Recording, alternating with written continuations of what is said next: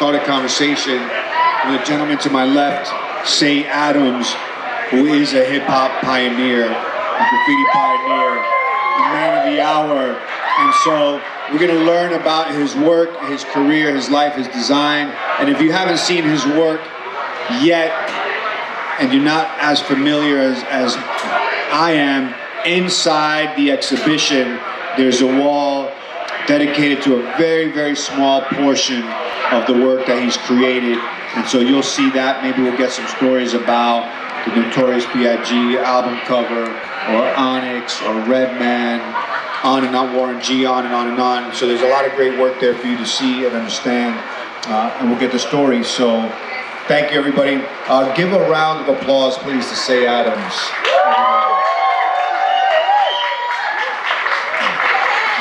So today's talk is brought to you, to us, by our good friends at West Chelsea Contemporary. Yes.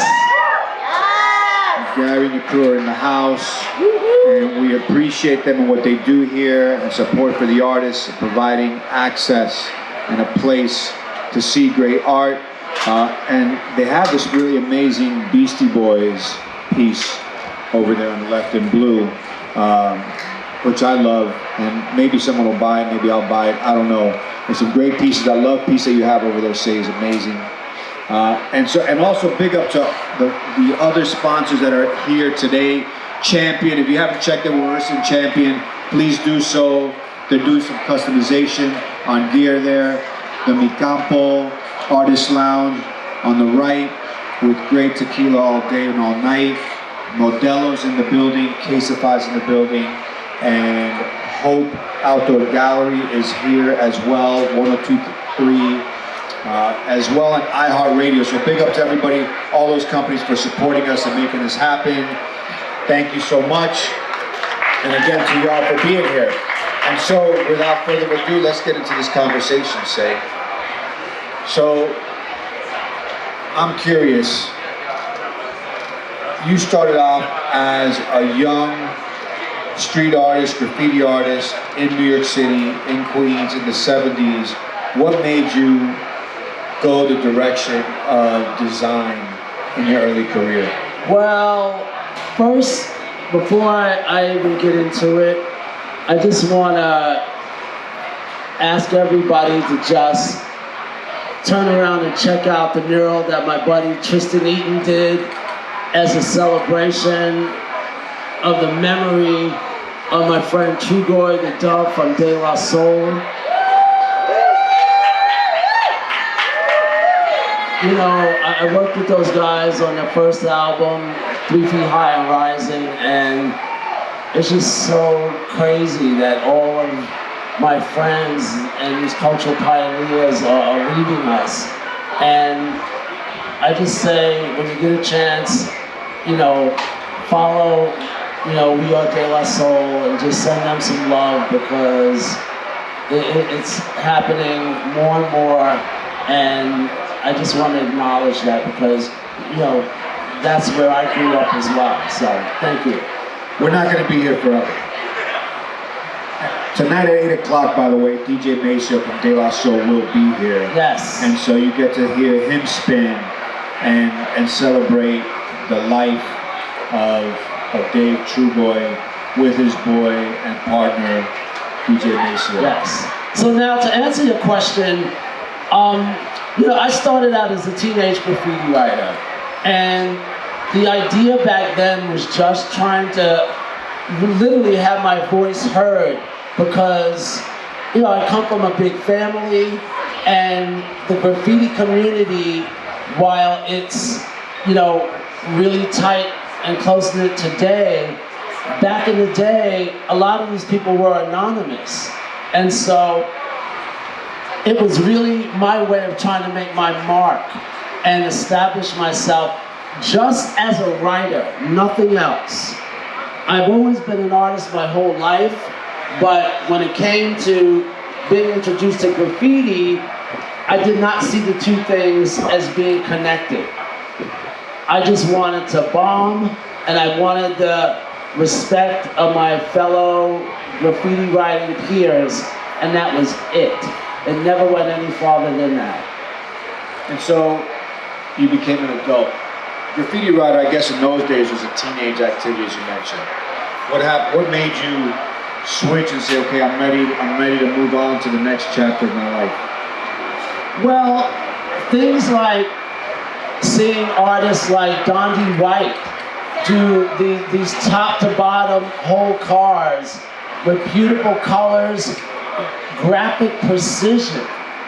And I've always had a graphic sensibility in my work, so I knew I could do it, but it took quite a few years before I reached a level that I felt was respectable amongst my peers. And it's one of those things like you really want to try to emulate the things that you see other people do. And we would always one-up each other, encourage each other. Even if we didn't do it verbally, we did it with the work. Right, so that's a very hip-hop thing, right? It's almost like this battle culture, whether spoken or unspoken, to try to level up. And I think, when I think of the early work that you were doing on the trains in late 70s, early 80s, you did bring something to the game. And when I look at that work, it's very bold. It is very graphic. And when I look at that Beastie Boys piece that's over there in blue, that thick line around the letters, that reminds me of what you were doing on the trains. Thick, chunky letters. And you brought that into your professional work years later. Well, the idea was always, in my mind, I always loved Robert Indiana, and I was always thinking about the murals that James Rosenquist did, and I always just wanted things that stood out, and that came from graffiti. And the only way that worked is if you had a solid fill-in and a really thick, even, bold outline. And that was the thing that I thought was going to separate me from all of my friends, because most people just did a single outline because it didn't require the same kind of precision as doubling it, tripling it, and it had to be even all the way around. And we had to do this by eye. And so for me to try to figure that out, that was a lot of work. And it took a lot of patience. I have to acknowledge that the other day was the 80th birthday of our friend Martha Cooper, and she's a pioneer.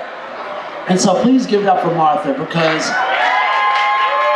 without Martha Cooper, and I'm just speaking for myself, without her documenting my work, there is no history. And other folks photographed that work, I've never seen it. So you take her and people like Jeanette Beckman away, and a huge part of our history is just not there. So inside the exhibition, when you first come in, there is a wall of Martha Cooper's photography of the mid to late 70s of children playing in the street. When you come out the door or when you enter on the left, there is photography of B-girls from all over the world. That's her work. She's 80 years old yesterday. She's still traveling around the world, shooting, dancers, writers. This woman has more energy than Cey and I put together. She is dynamic and incredible, so big up to her. And she just released a book, which I believe we have in the gift shop, called Spray Nation. And your work is in it. Well, this is the first time a lot of the early trains that I did have ever been published. I never even saw them until, maybe 10 years ago, when I went to Martha's studio and she just pulled it all out. And it just took me back because I was so young. And like I said, we just didn't always document things, and even if we documented it, we didn't keep up with it. And so there's a whole thing about how much I appreciate Martha for just archiving the history. And while other people don't want to acknowledge it out loud enough, I have to say it over and over again, because people like her and Henry Chalfant and Charlie Ahern and Jeanette, they single-handedly documented the culture, and they really allow people to understand just how prolific we were as teenagers. It's interesting because back then, you know, Martha and Henry that you mentioned, they were 40-year-olds. They were adults already. They were the only ones that I remember, because I was there, that got it. No one else cared. Everybody else demonized it, but they understood the power of this art movement and this cultural movement. And many of them, they quit their jobs and focused their life to work. Yeah, and the most important thing is that they didn't ask for anything. And that is gigantic, because everybody here knows by today's standards, nobody is doing anything for a creative without some kind of exchange. And I'm not saying that that's a bad thing. I'm just saying when we were teenagers, we didn't have it. So for them to just, you know, do something because they love the culture was a really big deal. And I knew that back then. It's incredible, and I think that they really are such important contributors, and so we celebrate them like we celebrate you in this exhibition, because many people don't know their work. We're insiders. We've seen them. We know them. They're our mentors. They're our friends. But in the exhibition inside, you can see their work, and you can see the love that they had for the subject, for the kids that were doing it. The photos of Kay Slay as a teenager in Harlem by Henry in there. He just passed away. And that's my point. It's, you know, these folks were working behind the curtain, and it's time to acknowledge them in real time right alongside the makers, because without them, there is no recording of the history. It's bad enough that so many of the pioneers in the 70s that paved the way didn't get the same kind of love because they were one generation before us.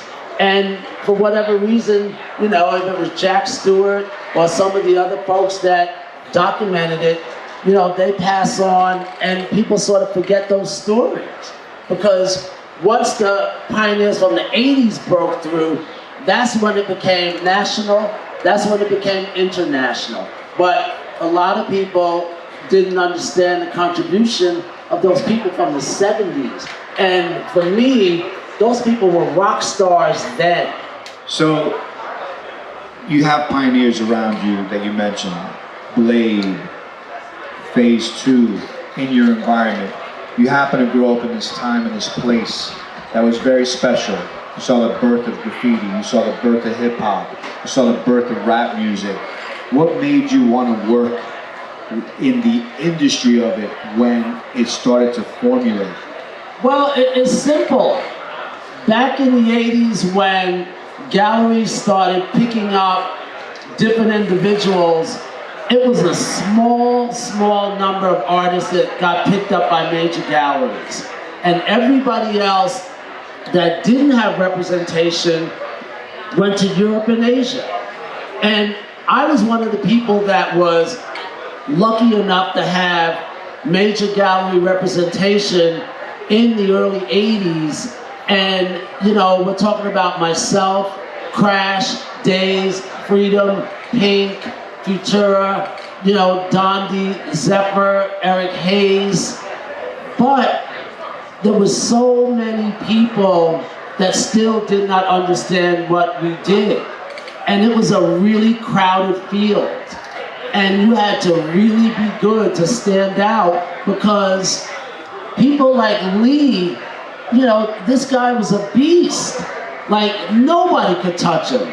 And, you know, the same thing with Pink and Ernie, so many of them. And so while I, you know, in my mind, I thought, okay, I can compete, it was still a really crowded field. And I just wanted to do something different with the same skills that I had. And I was lucky enough to meet Rick Rubin and Russell Simmons when they were forming Def Jam. And I have to acknowledge a photographer named Butch Green, because back at that time, he was photographing a handball court that I had painted, and he gave me Russell Simmons' business card. And he said, go see this guy, he might be able to use your work. And at the time, I did not know the name Russell Simmons, but I knew the name Run from Run DMC. And I later found out that they were brothers. And this guy was one of the first people to recognize my work. And I mention that also because he literally passed away a few weeks ago, and I just found out on my way to this trip. And so, without Butch, I don't know that I meet Russell. I mean, I might have figured it out in some way, but it happened instantly once I met him. And a lot of things really started to take shape.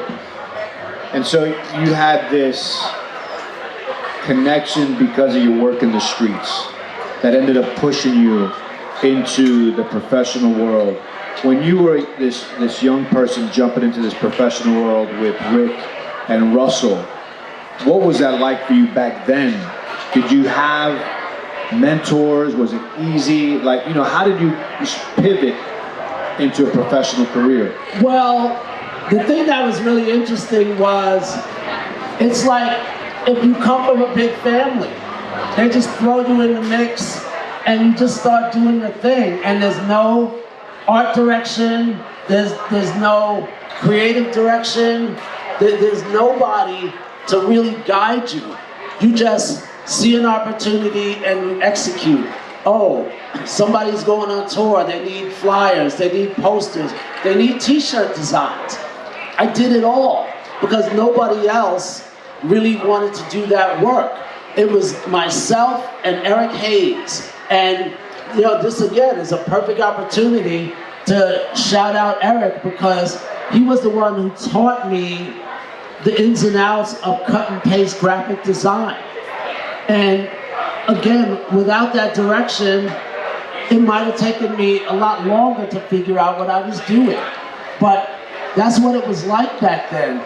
If you had a skill, you shared it. And I still had to figure it out for myself and build a career, but it was really helpful to have somebody like him say, no, not that way, this way. So for those of us that don't know, what is cut and paste graphic design? I was hoping you were just gonna say it. It's traditional graphic design, working with a ruler, a T-square, blue lines, and I had to learn, you know, safety, which is the red line. Well, actually, you know, no, that's bleed. See, you're gonna get me in trouble here. You know, there's safety, trim, and bleed. And so safety is the first thing. And it's just, you know, a dotted border that tells you, don't cross that line, because if you do, whatever's on the outside is gonna get chopped off. And what gets chopped off is called the trim. You know, and it makes sense.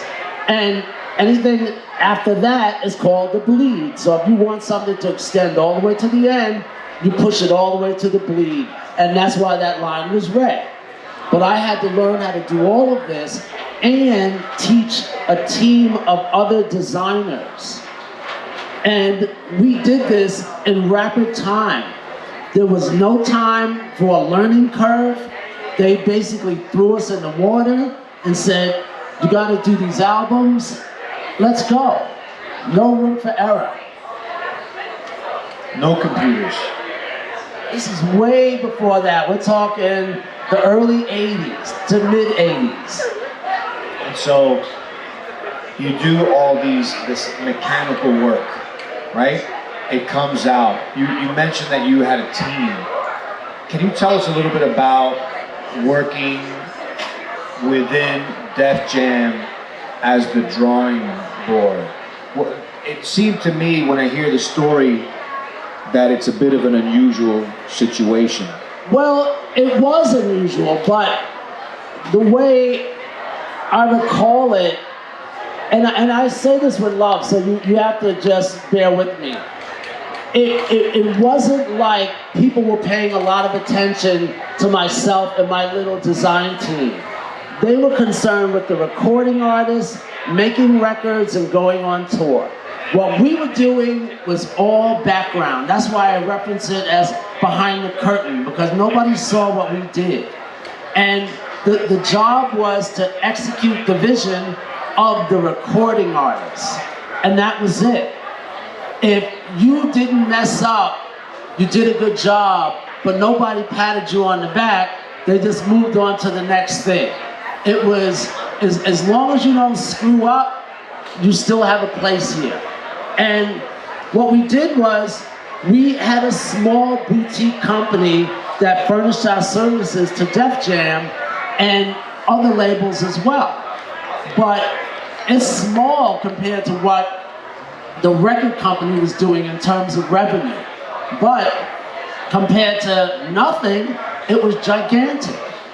I would have never imagined myself as a small business owner. That term never entered my mind, ever in my life. But in reality, looking back, that's what it was. I had to learn every skill when it came to managing talent.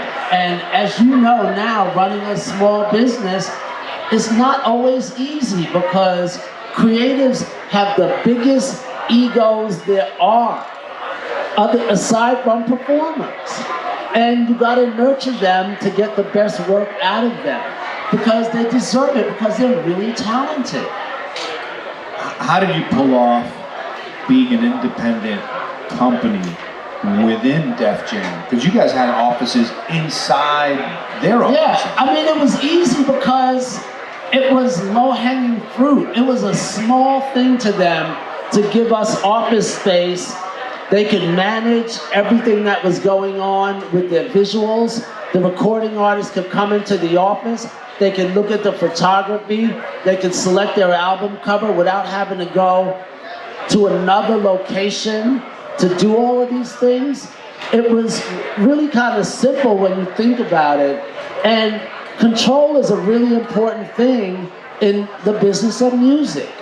And we were young. We didn't even understand what we were doing in terms of thinking about it as being great and or revolutionary. There were not a lot of companies that did what we did.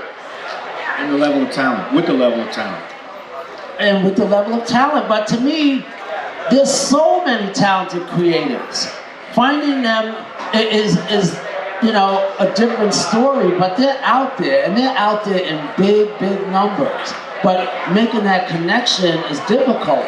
What I had on my side was we had hit records. And because we had hit records, people came to Def Jam. So I didn't have to go looking for people, they came to me. So in those Def Jam years, a decade or so that you were working with them as a client, and you had your own company, what were some of the projects that stood out to you as the most exceptional, whether because of the results or because of the challenges? You know, the crazy thing is, I've designed, and when I say I'm including a team of 10 to 14 people. We designed over 150 records. So the little percentage of artists that hit, there were, 5, 6, 7, 8, 9 that you never heard of, that never made it. But each one of those artists had an album, 2 or 3 singles for that album, marketing materials. It was so much work. And when I think about that time, that's what I think about. All of the things people don't know. And for every Slick Rick or Run DMC or Public Enemy or LL Cool J or Beastie Boys, there's so many talented artists that did not make it. And I feel like as a creative, all I can do is give each and every one of them the best art that I and my team can make. But that's the music business. It's very difficult to make it. So you created all this work, you worked with all these incredible talents, Public Enemy, the Beastie Boys, Slick Rick you mentioned, LL Cool J, on and on and on and on. Out of all those artists, was there ever a project that became your favorite that you're like, You know what became my favorite right from the start, and this is something I knew instantly? Logo design. Because I knew that none of the people that came up with me really loved it as much as I did. To me, it was a direct connection to graffiti. And so when I got a chance to do hand lettering, brush lettering, you know, even at times using spray paint to manipulate things, that was when I knew I had a lane all to myself, and because I was the boss, nobody was designing a logo except me. Later on, I loosened up, but in the beginning, I did everything. And so I'll use Redman as an example. I designed that Redman logo. We had a conversation the first time I met him, and he was a really out there guy. He came in the office and he had a piece of tissue sticking out of his nose, and he had a knit hat pulled all the way down, and instantly I thought to myself, they're not paying me enough to deal with this. And he said, I want you to create a logo that's wild and completely different, and every time people look at it, they're gonna think about chaos and confusion, because that's what I'm bringing to the music business. And I just went off, and I just tried to have as much fun with that logo as I could. And to this day, when I look at it, I think about Reggie giving me the freedom to be as creative as I wanted to be. is that the logo that's all the scratchy? Yes. So how did you execute that particular logo? Well, it was a lot of things. I thought about using oil sticks because my friend Jean-Michel Basquiat used to use oil sticks. I used grease pencils, I used magic markers, I used brushes, I used rapidographs. I used about 10 different things, and I did one letter at a time. And when I thought that I had something that, in my mind, felt like chaos and execution, I just decided, I cut them out and I put them together, but it was so much fun because there were absolutely no rules. But whenever I make a logo, I do about 50 variations of each letter before I'm happy, and then I put it together. Even in the case of somebody like Mary J. Blige, when you look at that Mary logo, it looks like a cohesive signature. And I did it in one take, but that's one take per letter times 50. And I just kept looking at it, and at the time I was using vellum, which is, you know, a clear, transparent sort of, you know, plastic film, because it held ink really well. And I must have did her name so many times, and I cut it out, and I would move things, I would Xerox things, cut and paste, and once I thought I had it quote-unquote perfect, I taped it together, and then I made a copy of it, and that became what we now see as the Mary J. Blige logo. So the Mary J. Blige logo that you're mentioning is on the wall inside. Very special logo, and I'm disappointed that that's not actually Mary J. Blige's signature herself. Well, Again, she's still using it to this very day, so to me, I guess it belongs to both of us now. so you're doing these logos, and it's sort of this extension of this passion you've had for a long time that you sort of fell into as a young person. Eventually, you decide to sort of walk away from the design world. What made you walk away, or when did you know that it was time to do something else? Well, I love design, don't get me wrong, but it's really grueling work. Everything is deadline, deadline, deadline. And I just got to a point where we designed so many album covers. Everybody that I'd worked with that hit, they became rock stars, pioneers, superstars, and I just thought I wanted to do something else. And while we had a graphic design company, we started a film company called Drawing Board Pictures, and my partner at the time, Steve Carr, ran that. And so he came out to LA, I stayed in New York, and we had this bi-coastal business. And he ended up directing music videos like Hard Knock Life for Jay-Z and a bunch of other things. And I did all the art direction in those music videos. But it just ran its course. I mean, I might still be there now sitting behind a desk managing some young person if I didn't get up and say, I want to do apparel or something else. It really was nothing negative. I just did as much as I felt like I could do at that time. Now the work that you're showing and that you're doing is, it's handmade. It's you're back to the cut and paste days. You've kind of gone back to this old tech, and you can see some of it at the left side of the stage in the booth with the Beasties, but with the love print and the flags that you've been doing, which I encourage everybody to take a look if they haven't seen it. On the left there, you went old school. Why that method of making art? Well, I sat behind a computer for a lot of years, well over 20 years. That's a long time to be doing one thing. And I saw my graffiti and street art friends painting murals, and it always looked like they were having a lot of fun. And you know, I credit Shepard Fairey first and foremost, because Shepard was somebody that was doing it all. He was doing amazing illustration, he was doing these murals, he was really just like showing people the way.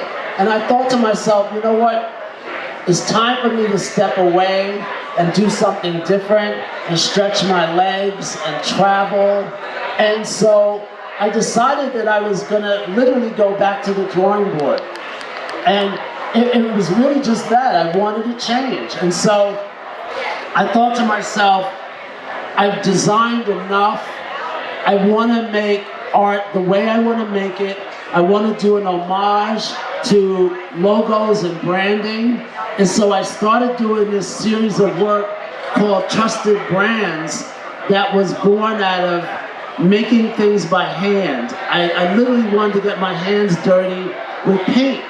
So I started doing old school graphics combined with letter form, combined with brushwork, sometimes spray paint. And it was just a way of using mixed media the way I wanted to, with nobody art directing or nobody telling me I can or cannot do anything. And that was as far as I thought about it.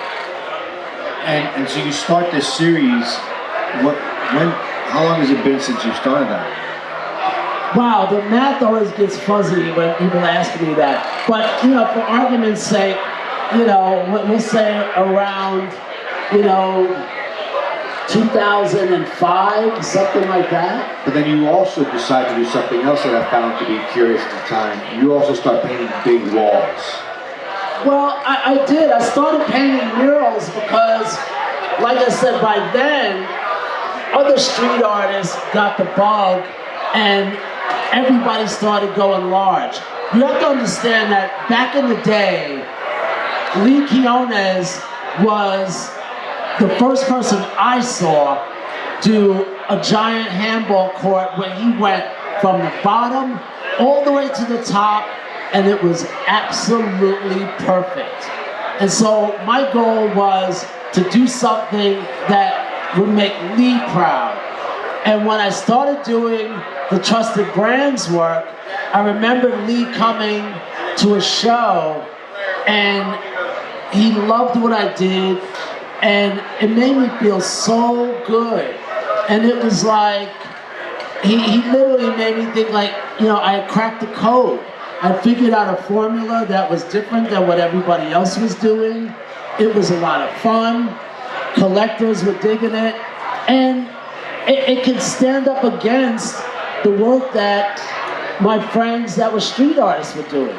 And that was what I was thinking about. I always, wanted their approval.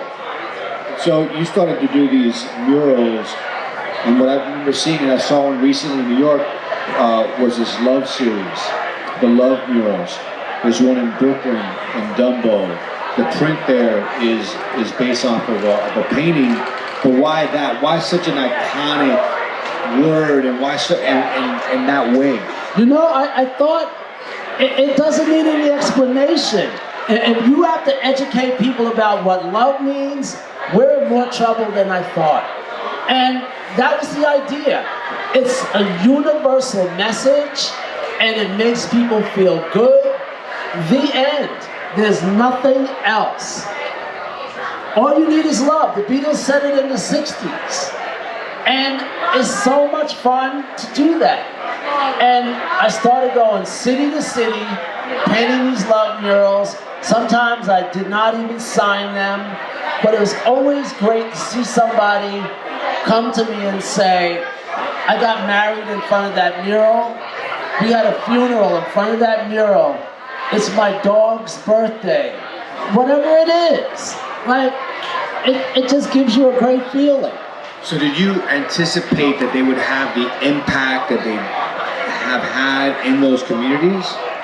No, I just knew that it was something that everybody would understand, and I didn't have to pull my old graffiti handle out and start going around talking about I'm the greatest, I'm bigger and better than everybody else.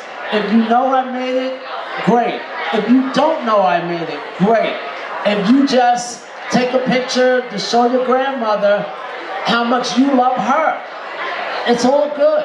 It does not matter. So I want to open it up to the audience. If the audience has some questions, we have a crowd here,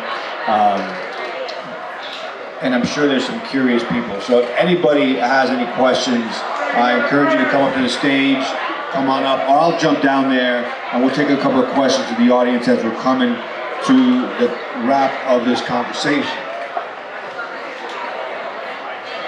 Yo, so me and a boy right here, we're talking about Samo, Jean-Michel Basquiat, because at that time, I think it was an early visualization and expression for Andy Warhol and his factory and his people that he represented and he brought out. So Jean-Michel Basquiat, as a graffiti artist starting off, how awesome was he, you know what I mean? But also in music. Oh, Andy or Jean? Jean-Michel. You know what? He was great. So was Rem LZ. So was Keith Haring. All of them. This is a great opportunity to shout out so many of them. But the thing you have to understand is that it's also about Crazy Legs and Frosty Freeze and Gandhi White and Lady Pink. And Zephyr, Futura, Hayes, all of them. The problem is only a small handful of us have gotten credit, but there's thousands of people that were really talented that did not get the love that they deserve. And that's why I feel like a representative for the culture, because everybody's great, not just the ones you know about. Any other questions in the audience? I'm just wondering, with kind of everything changing, how do you continue to find inspiration in what it is you create? By meeting people, and thank goodness for social media, because now you get to see what great looks like in every city, in every country, in every age. And that's what inspires me, young people, just doing their thing, plain and simple. Any other questions? And speaking of great, there's another person that I think is really great, Queen Andrea. Andrea, Hi. And you know what? She is like carrying on the tradition of talented people doing great graphic design and incorporating it into her fine art. Like, that's what it's about right there. So for those of you that don't know Queen Andrea is here with us today. In a few minutes, she's going to be releasing a print exclusively here called Wild for the Night. I think it's based on Busta Rhymes' lyric. Incredible talent. Please go meet her, say what's up to her, spend some time with her. And then also you get to meet Cey right after that. And I think maybe Cey is signing some books. There's some special things here that we have. Question. When you were at Martha's studio, looking at all the photos, like when she brought it out, how was it organized? Like, was it just chaos? Like, here's all of the 80 and 81? No. She's got it tight, you know? She's a professional. I mean, it was organized by artists. So she had so much work. And, you know, as tight as it was, really all I cared about is what she had in mind. Because she's the architect. Simple as that. To be able to go into her studio and go through her files is quite a thing. No. She went through them. I sat on the side and waited until she put it on the table. Oh, that's nice. Any other questions in the audience? No. Please give it up for Cey Adams. Thank you. Cey, thank you so much for spending some time with us today and sharing these stories of your career, of your accomplishments. This man is a humble pioneer in this movement. A true gift that we're able to hang out with him and share and learn about him. And, you know, I'd be remiss if I did not acknowledge my friends at WCC. So if you get a chance, you know, and you know, not just that, they have a gallery that is minutes from here. Please go over there and see the exhibition of my buddy Risk, because he's another one of those people that cracked the code and is doing amazing things in the vein of graffiti, and is so talented. And I want to say thank you to Allison and Ket, because they are again doing the heavy lifting to keep the culture alive. So big shouts to the Museum of Graffiti, because they're coming to a city near you. Thank you, Cey.